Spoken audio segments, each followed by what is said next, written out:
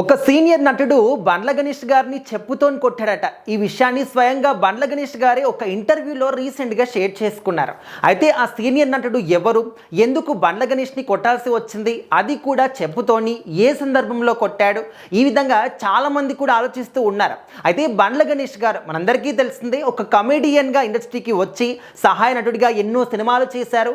ఆ తర్వాత కామెడీ రంగంలో మంచి పేరు సంపాదించిన తర్వాత తను ప్రొడ్యూసర్గా రావడం జరిగింది. నిర్మాతగా మారి ఎన్నో సినిమాలు నిర్మించారు. ఆ సినిమాలు కూడా గొప్ప గొప్ప విజయాలు సాధించాయి. బట్ ఈ రీసెంట్ సమయంలో మాత్రం ఏ సినిమాలకు జోలికి కూడా ఆయన వెళ్ళట్లేదు అనమాట. అసలు సినిమా రంగానికి దూరం అయిపోయాడు.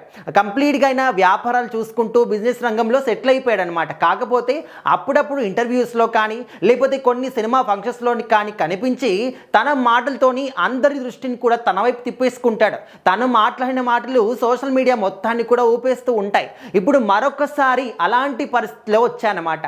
అయితే రీసెంట్గా ఒక ఇంటర్వ్యూలో మాట్లాడుతున్నప్పుడు ఈ యొక్క ఇంట్రెస్టింగ్ విషయాన్ని షేర్ చేసుకున్నారు.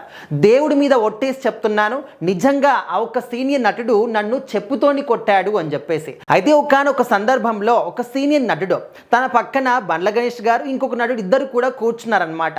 సో నార్మల్గా సీనియర్ నటుడు కాబట్టి మేము ఎప్పుడు కూడా సార్ సార్ అని చెప్పేసి ఆయన పిలుస్తూ ఉంటాం. సేమ్ ఇక్కడ కూడా అదే విషయంగా మేము సార్ సార్ అని చెప్పేసి పిలిచాం, అంతే. అంతకుమించి ఒక్క మాట కూడా అనలేదు. మరి ఆయనకి ఏం జరిగింది ఏంటి, ఆయన ఏ మూడ్లో ఉన్నాడు తెలియదు, కానీ డైరెక్ట్గా చెప్పు తీసుకుని వచ్చి కొట్టేశాడనమాట.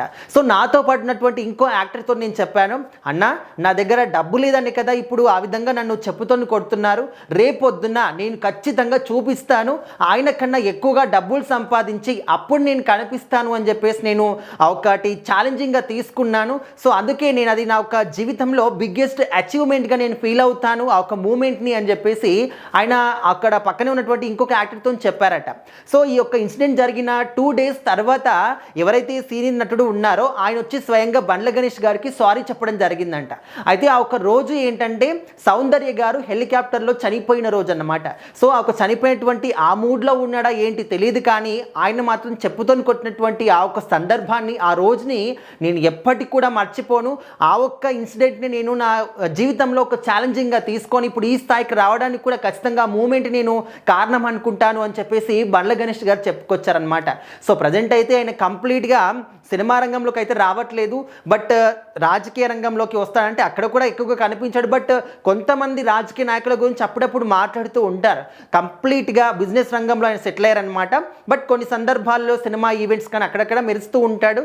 సో ప్రజెంట్ మాత్రం ఈ యొక్క విషయం గురించి చాలా చర్చ సాగుతుందన్నమాట. సోషల్ మీడియాలో ఆయన మాట్లాడేటువంటి పర్టికులర్ ఈ విషయం అనేది చాలా ట్రెండింగ్ అవుతూ ఉంది.